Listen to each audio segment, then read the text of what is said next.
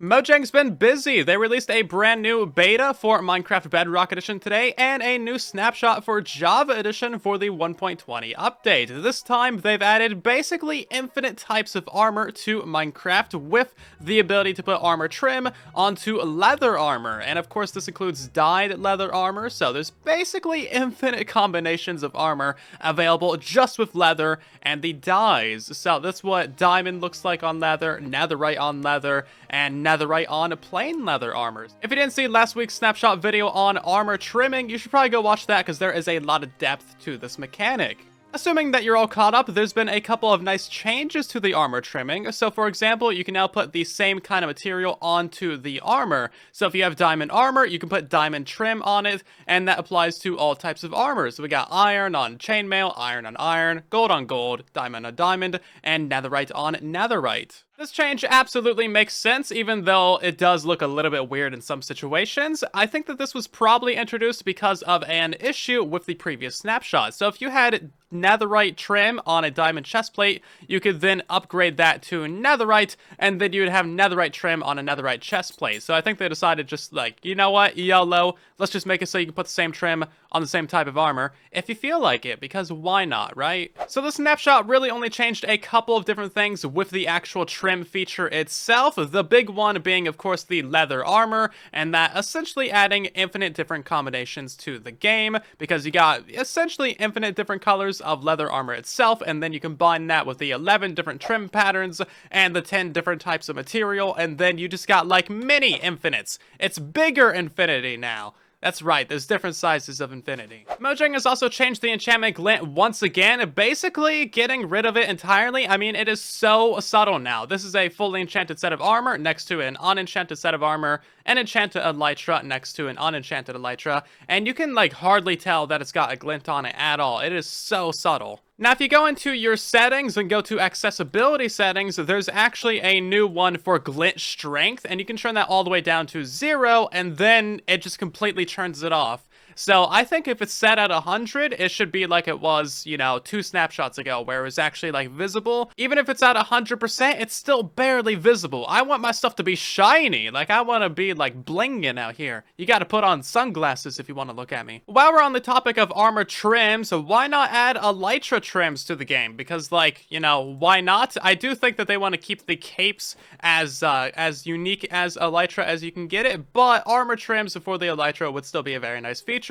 And also, you can put the carved pumpkin on your head. I want to put netherite trim on a carved pumpkin, and there's no reason Mojang should be able to stop me. We can already put it on the turtle helmet, so like, why not? Come on, Mojang, what are you waiting for over here? I mean, you can already enchant the carved pumpkin with Curse of Binding, and I believe Curse of Vanishing as well, so there's no reason that we should not be able to put this thing into a smithing table and like get ourselves some netherite on it. We've also gotten a little bit of PARITY today, so now if you have an elytra or a chest plate or other piece of armor on your hotbar, you'll be able to right click that and automatically equip it. This is something that's been missing from Java Edition, but this was on Legacy Console Edition and Bedrock, so now you can hot swap your armor, which is actually incredibly useful in so many different situations, and it saves you a lot of time from opening your inventory and actually manually placing it there. So as you can see, now you can quick equip all types of armor, and that's super handy. There's been a variety of changes to the smithing templates for the armor patterns, so the Sentry, Dune, Coast, and Wild armor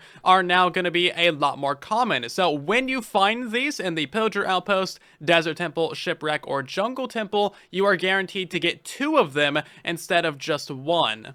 A lot of people had some not great feedback on the netherite upgrades that you find in the Bastion Remnants, but these things have now been made twice as common, so getting netherite armor isn't going to be as difficult as it was in the previous snapshot. You will still need to find these in a Bastion, but now they're going to be twice as common in those Bastions. And of course, keep in mind, once you find a single one of any of these templates, you can make copies of them in a crafting table. All you need is the 7 diamonds diamonds and a block of choice, and then bam, you can easily copy those, and it gives you an actual use for diamonds now. So you don't need to hunt down like 1,000 bastions in your world to get some of these netherite upgrades. You only need to find one, and then you can go home and make infinite of them. Strongholds have had their loot chests upgraded for the eye template, so whenever you find a library, the chest in here is guaranteed to have one of these eye templates. That way, even on the most unlucky of Minecraft worlds, you're still gonna get one of these. And you're actually probably gonna get like 2 or 4 per stronghold, because this chest also has one as well.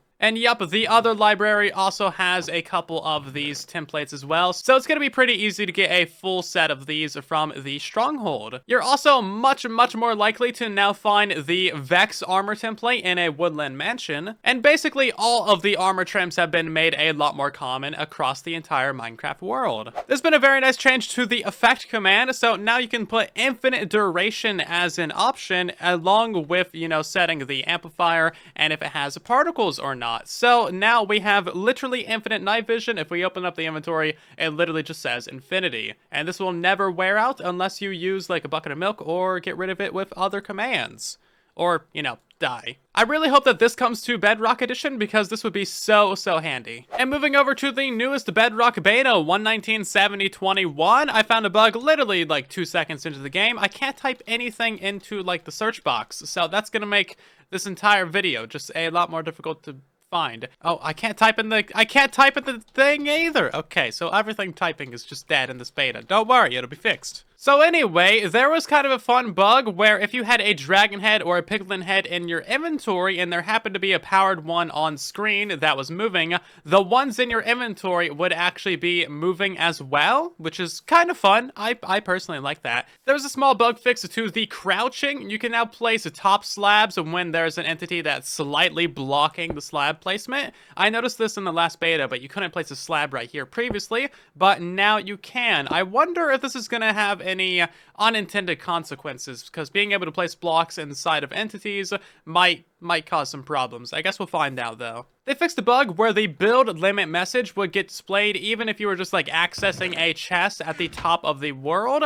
Like previously, if we were opening this from above world limit, it would actually say world limit is 320 blocks. Now they didn't fix it where it still just completely spams your screen. As you can see, that's a lot of messages for just trying to place one block. There's been another nice bug fix to the 1.5 block tall sneaking mechanic. So now if you are sneaking in this gap and you're not holding the sneak button, you can actually interact with all of these standard blocks that you would be able to. Previously, this was a little bit broken and you had to be holding the sneak button to interact with any of this stuff. Pigmen will no longer spawn in the nether if it's brighter than a light level of 11, and I'm not sure if this is necessarily in parity with a Java edition, because I know on Java you get spam down torches literally everywhere and pigmen would still spawn, at least as of a couple updates ago. I don't know if it changed on Java edition at some point. Either way, this is now a feature on Bedrock, so you need to have some level of darkness, and you can prevent these guys from spawning if you just like torch spam the area.